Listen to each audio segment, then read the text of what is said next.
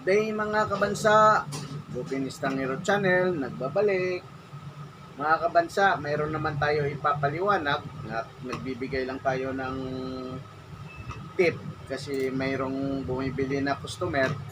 Ang abang po nila doon ay yung sinaunang tubo na itim, mga fittings.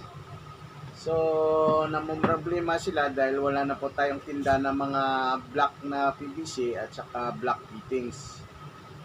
Kung ano ang gagawin nila, kaya pinayuhan ko kasi hindi naman nila na pag nagdugtong sila kailangan pang tanggalin lahat na linya nila. So sabi ko, tanggalin nyo yung linya, malaking trabaho. So gawa na lang ng paraan kung paano isuot yung black doon sa orange kasi hindi po sila nagmamatch.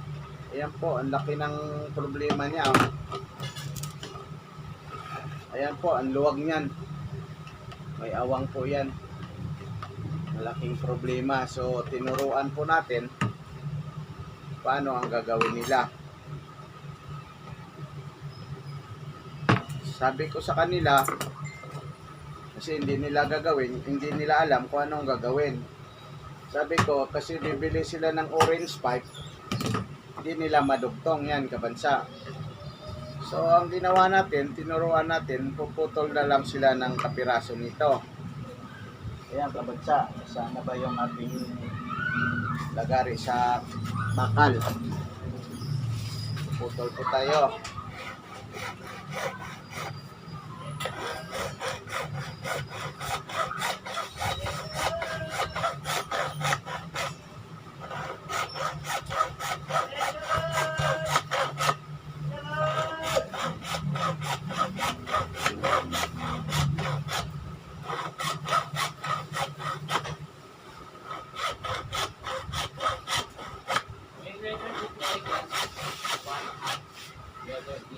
Na 1/2.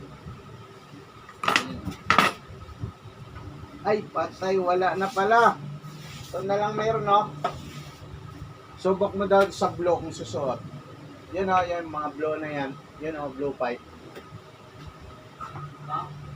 Yung kabila, yung walang hub. May hub ba yung hawak mo? Yung walang hub. Ubutin mo na lang.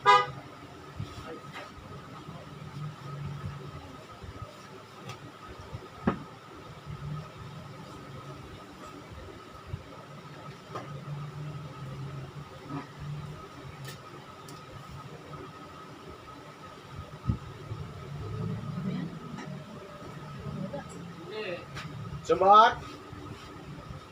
Maluwag. Maluwag. Mayroon tayo dyan kaso may thread. Lalagay na tayo ng adapter. Yep. Oh. Pero ano? Ha? Liberty. Oo, 30. Ganito. May thread siya. Lagay ka lang adapter para masuot mo. Kaso lang, doble. Babayaran mo. Yan. Yan, subok mo, suot yan doon. Wala na tayo eh. Naubusan ng stocks eh. Ano to? Yan.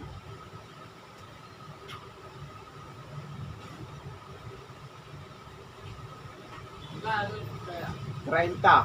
At Oo. tubo kasi yun eh. Ha? Ang tubo. Pang tubo ng sa tubig. O latag. Ano, bawal pa ang ito eh. Pag nakapakan ito, bawal ito eh. Hindi. Hindi naman basta ano yan. Naubusan kasi ako ng ano kung... meron.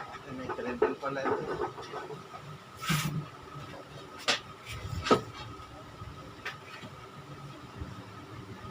Wala na kasi tayong ano eh. Wala na yung plane.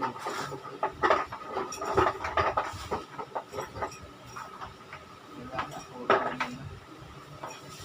Puro may thread. Naubusan ako ng ano eh. Walang thread.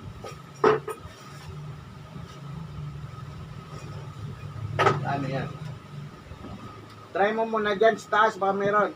Tabi ng butika. Oh, kung wala, di diretso ka na tanong mo sa kanila kung pwede.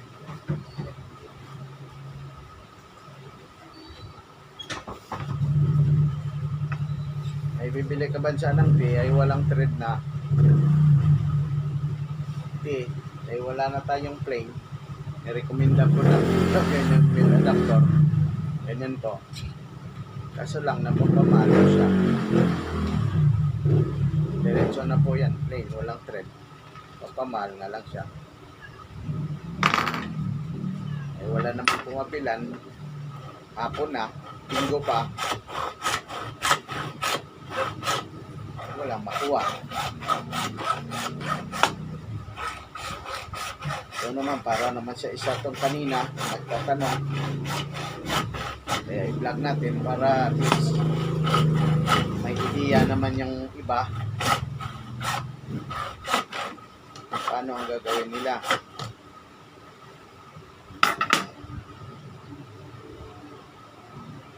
Yan po, di nakaganyan na yan siya. Gagawin natin para kumapal. Kasi maluwag po siya. Yan no. Maluwag po. Para kumapal po ang tubo, putulin po natin to.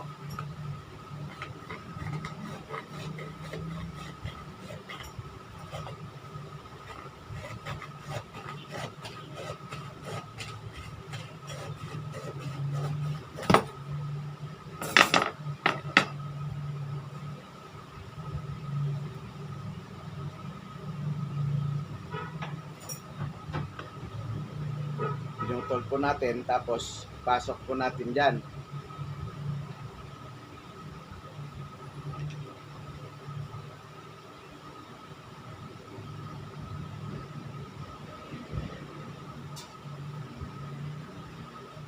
Pasok natin dyan kabansa.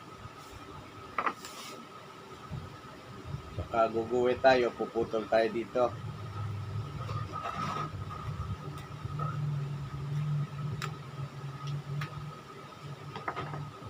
Ayan po.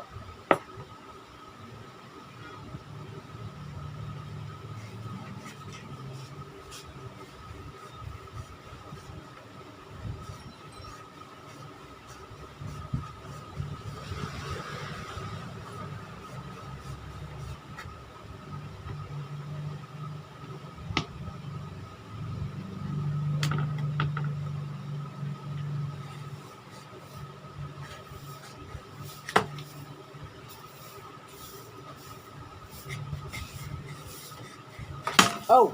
Basag. Tik na mabasag ah.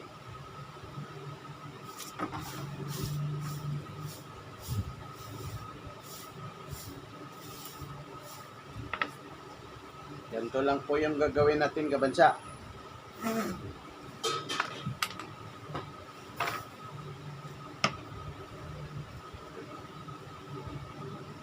Dodoblehan po natin to, dikitan natin ng solvent cement, paikot, Niltex, dito. Saka idodoble po natin. Ayan. Dumuble na po siya. Saka dikitan din po natin tong isa. Ayan po. Pumapal na po siya yan. Pumapal na. Ayan, susuot na po yan siya. Ayan. Wala na po yan siyang clearance. Di ba po?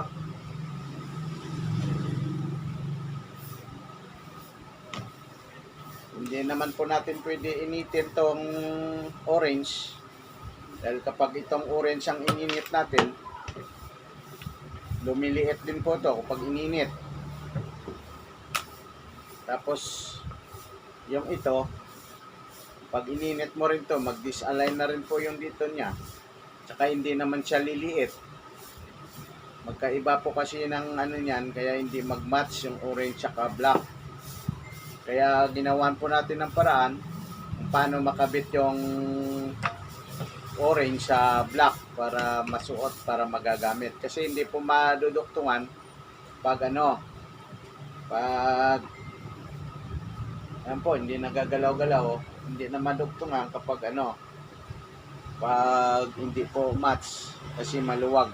magtatapal po rin ng Volcasil, ito wala pong masyadong leak. Ito po ginagawa nito natin, remedyo lang po yan kabansa, pero maganda kung ano yung fittings mo, yon din po dapat yung gagamitin mo. So kasi ang nangyari nung araw kasi mga ginagamit sa bahay, mga itim, wala pa po yung orange, mga itim, mga gray. Ngayon ang nangyari ay nagpalit po ng orange at blue, yun na lang ang ginagamit ngayon, tsaka orange. Kaya hindi po siya match yung fittings niya. Ngayon, merong hardware na hindi na nagtitinda ng itim dahil hindi naman mabili na po yung itim kasi nauso na po yung orange. Kaya ginagawaan natin, niremedyohan na lang po ng ganyan. Ayan po. Sa mga nakapanood dyan, bansa, tandaan po ninyo, ganyan lang po ang paraan. Maglalagari lang pa tayo ng ganito sa kapiraso din niya.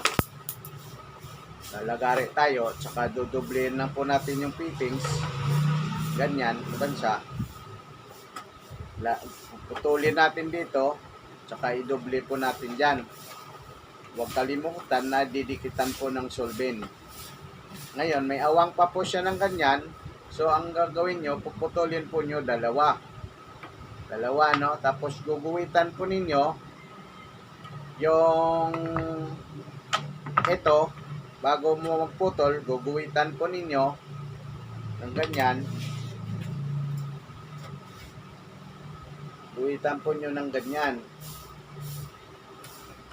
para hindi na lumayo yung pagkahati nyo. Yan kabansa. Ngayon, mayroon na po yan siyang guwit. Ayan po, may guwit po siya. Diyan nyo lalagariin yun kabansa. Lalagariin nyo ganyan. Tapos, yun naman po yung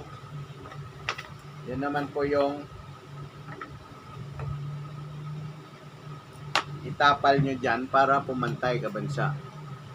Ayan. Pero dikitan po rin nyo yan ng solvent cement. Ayan po. Makapal na po siya. Ayan, makapal na. Oh. Kaya susuot na siya, hindi kagaya nito manipis. Ayan po. Ayan.